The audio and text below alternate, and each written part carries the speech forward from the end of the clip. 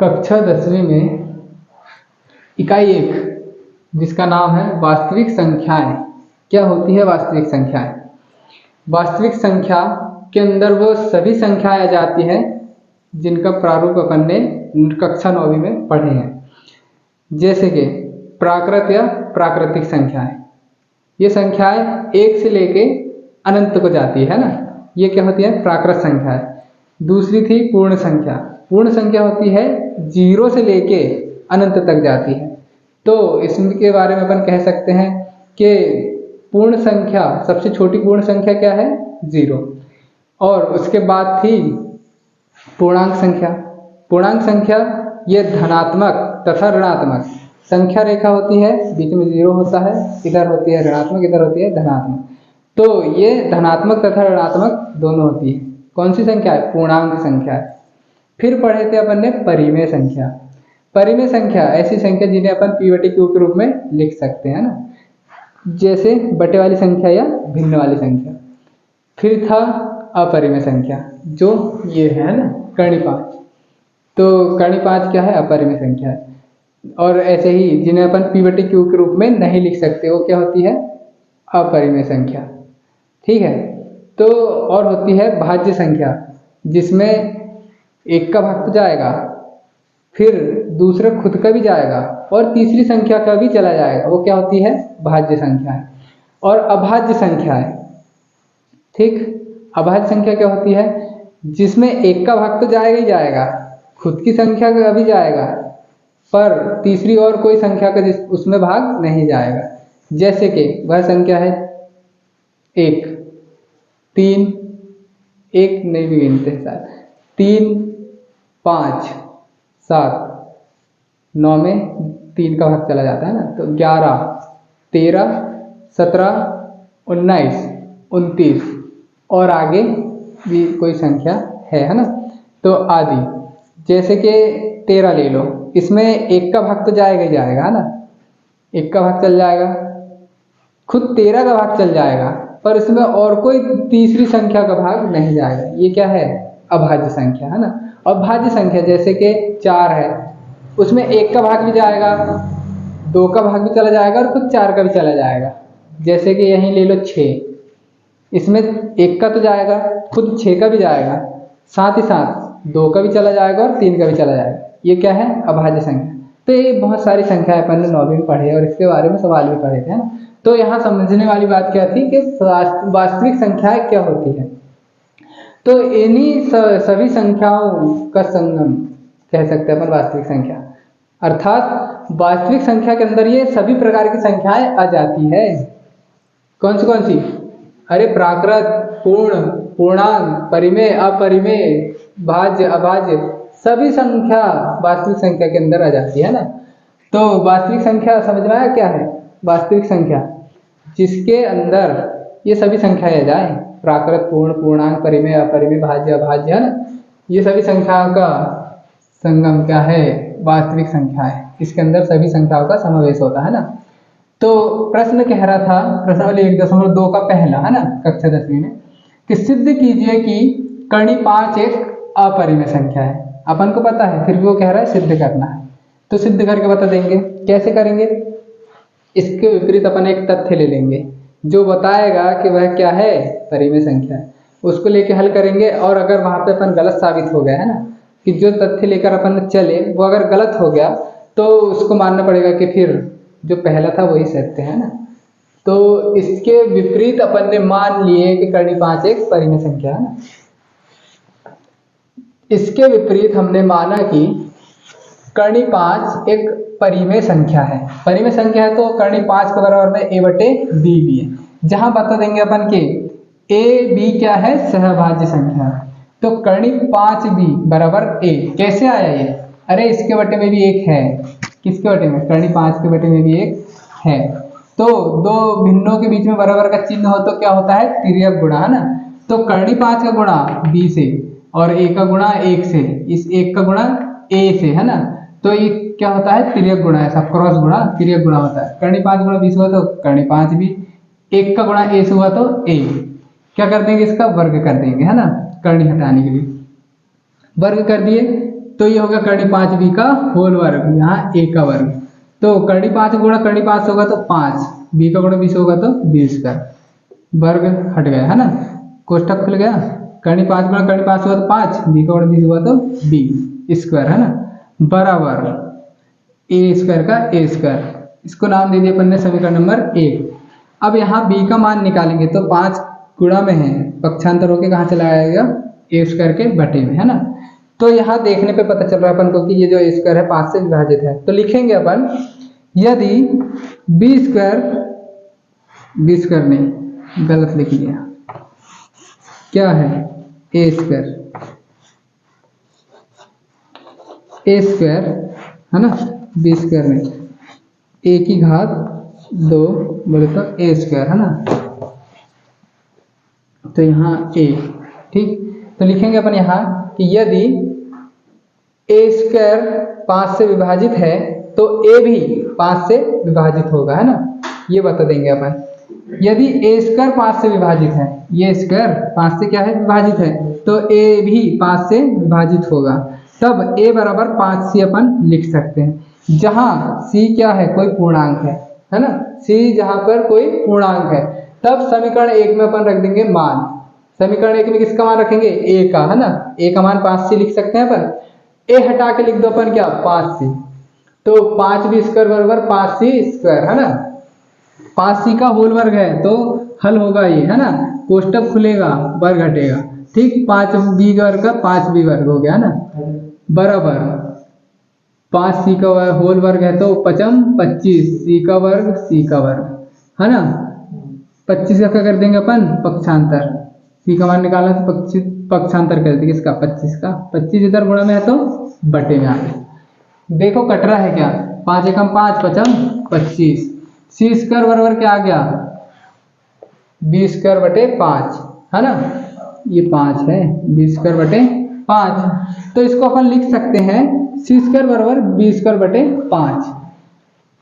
यहाँ पर भी देखो b स्क्वायर किससे विभाजित है 5 से है ना, लिखेंगे यहाँ पर यदि b स्क्वायर 5 से विभाजित है तो b भी 5 से विभाजित होगा, अर्थात a और b, यहाँ पे भी देखो a किससे विभाजित है 5 से, यहाँ पर देखो b किससे विभाजित है 5 से, अर्थात a और b ये दोनों 5 से विभाजित है, अतः ये सहभाज्य नहीं है ना। अरे ये b और ये a ये दोनों क्या है 5 से विभाजित है, तो ये सहभाज्य नहीं है ना, बताइए। तो यहाँ विरोधाभास प्राप्त हुआ ना कि अपन ने माने थे कि यह सहभाज्य संख्या है ना, पर यह सहभाज्य नहीं है। क्यों नहीं है, क्योंकि ये a और b दोनों किससे विभाजित है 5 से विभाजित है ना। तो यहाँ क्या होता है विरोधाभास प्राप्त होता है कि अब हमारी कल्पना गलत थी, करनी 5 परिमेय संख्या है, ये अपन ने कल्पना करी थी, अर्थात करनी 5 एक अपरिमेय संख्या हो गया ना, सिद्ध हो गया। यही सरल मेथड, मतलब कहने का मतलब सरल क्या है इसमें कि यहाँ अपन को याद नहीं करना इतना सारा, समझ के लिखना। कैसे समझेंगे, क्या समझेंगे, अरे यहाँ देखना, लिखे अपन ने कि बी स्क्वायर क्या है 5 से विभाजित है तो बी भी 5 से विभाजित होगा। यहाँ लिखे अपन ने कि ए स्क्वायर 5 से विभाजित है तो ए भी 5 से विभाजित होगा। तो अपन बता देंगे कि ए और बी दोनों 5 से विभाजित है, ये अपन को पता चला ना, याद करने की क्या जरूरत है इसको, ये तो अपन पता है कि ए और बी ये दोनों किससे विभाजित है 5 से विभाजित है, तो यह सहभाज्य नहीं है। क्योंकि अपन ने माने थे कि यह सहभाज्य संख्या है, यहाँ पता चल रहा है कि यह सहभाज्य नहीं है, तो यहाँ क्या हो गया अपन को विरोधाभास प्राप्त हो गया ना।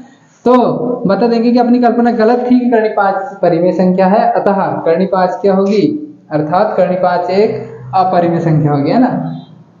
यही बात, थ्योरी देख के इतना डरना नहीं है ना, ठीक है। मेथड अच्छी लगी तो लाइक शेयर एंड सब्सक्राइब करिएगा, और सब्सक्राइब के क्या नोटिफिकेशन बेल को ऑल पे सेट कर लीजिएगा ना। इसके आगे अपन इसी जैसे दूसरा सवाल समझते हैं, ठीक। इसी के साथ प्रश्न 2 कह रहा है सिद्ध कीजिए कि 3 धन 2 करनी 5 एक अपरिमेय संख्या है। तो अपन इसके विपरीत मान लेते हैं 3 धन 2 करनी 5 एक परिमेय संख्या है। परिमेय संख्या है तो 3 धन 2 करनी 5 बराबर a बटे b ले लिए, जहां अपन बता देंगे कि a और b, जहां ए बी सह अभाज्य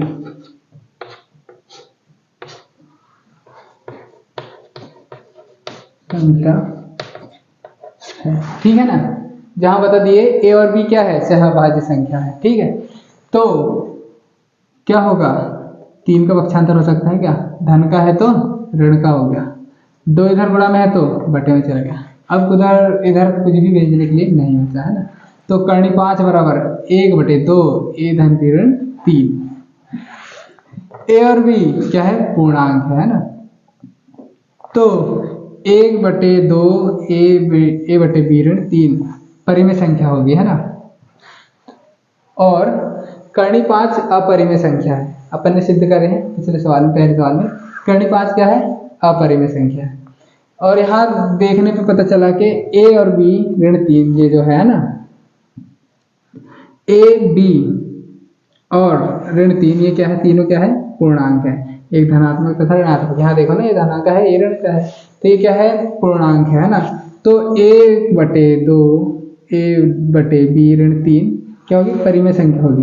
परंतु करनी 5 इसके बराबर में क्या है, करनी 5 है, ये दोनों, ये परिमेय है ये अपरिमेय है ना, तो यहाँ क्या होता है, अपन को विरोधाभास प्राप्त होता है कि ये जो विरोधाभास अपना मतलब हमारी कल्पना गलत थी कि ये जो है क्या, 3 धन 2 करनी 5 क्या है, परिमेय संख्या है ना, जबकि 3 धन 2 करनी 5 एक अपरिमेय संख्या होगी। लिखने का तरीका देखो, समझाने के लिए मैंने उल्टा बोल दिया, अब लिखने का तरीके से सही क्रम में देखना। ए और बी देखने पर चल रहा है कि ऋण 3 इसके साथ जुड़ा है, तो ये क्या है, पूर्णांक है, तो 1/2 कोष्टक में ए बटे बी ऋण 3 परिमेय संख्या होगी। और अपन ने पिछले सवाल में देखे हैं करनी 5 अपरिमेय संख्या है, तो यह विरोधाभास हमारी गलत कल्पना के कारण प्राप्त हुआ, अतः 3 धन 2 करनी 5 एक अपरिमेय संख्या होगी है ना। कि क्या विरोधाभास प्राप्त हुआ यहाँ, ये क्या है, परिमेय संख्या, ये क्या है, अपरिमेय संख्या है ना, तो परिमेय संख्या के बराबर में अपरिमेय संख्या नहीं हो सकती, यहाँ विरोधाभास प्राप्त हुआ, ये परिमेय है और ये क्या है, अपरिमेय है। तो ये सिचुएशन, ये जो कंडीशन है क्यों आई अपने पास, क्योंकि अपन ने माने थे कि 3 धन 2 करनी 5 एक परिमेय संख्या है, अर्थात 3 धन 2 करनी 5 अपरिमेय संख्या होगी है ना।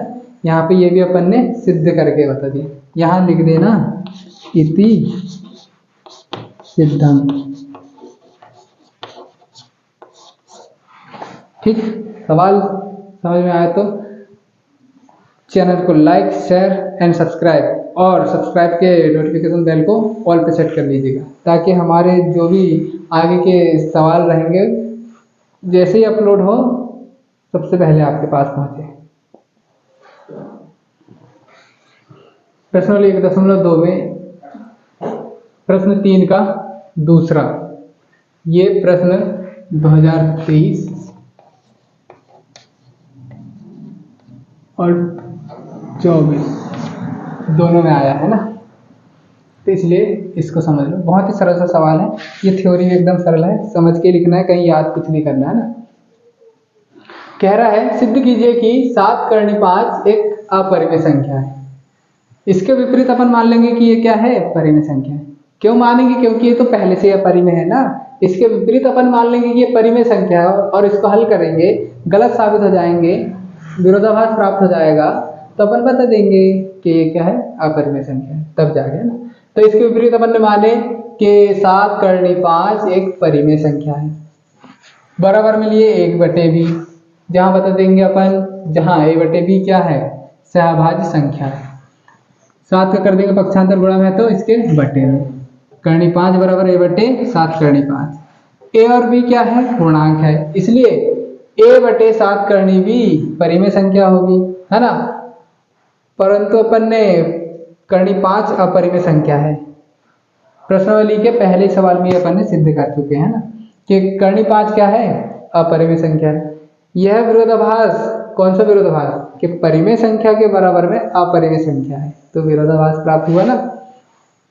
क्योंकि परिमेय संख्या के बराबर में अपरिमेय संख्या हो ही नहीं सकती है ना, इसीलिए यह विरोधाभास हमारी गलत कल्पना के कारण प्राप्त हुआ है। अतः 7 करनी 5 एक अपरिमेय संख्या हो गई है ना। कौन सी कल्पना गलत हो गई अपनी कि अपन ने माने थे कि करनी 7 करनी 5 परिमेय संख्या है, ये अपनी कल्पना थी ना, तो ये गलत साबित हो गई, इसलिए ये क्या हो गया, अपरिमेय संख्या है, सिद्ध हो गया है ना।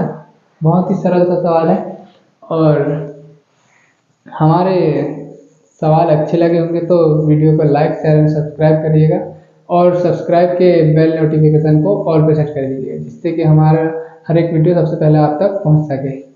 ठीक है, धन्यवाद, जय हिंद।